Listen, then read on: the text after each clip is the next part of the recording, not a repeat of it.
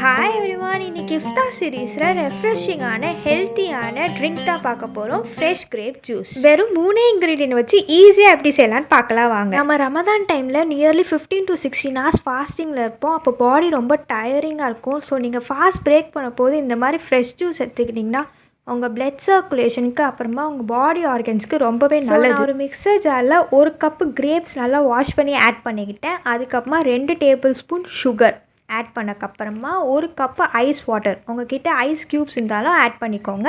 இதெல்லாம் ஆட் பண்ணக்கப்புறமா இது நல்லா நம்ம அரைச்சிக்கலாம். அரைச்சி முடித்தக்கப்புறமா இதை நம்ம வடிகட்டி எடுத்துடலாம். பாருங்கள், இந்த மாதிரி வடிகட்டி எடுத்துக்கோங்க. இதை நீங்கள் ஃபாஸ்டிங் டைமில் கண்டிப்பாக ட்ரை பண்ணி பாருங்கள். ரொம்ப ரெஃப்ரெஷிங்காக அப்புறமா எனர்ஜெட்டிக்காக இருக்கும்.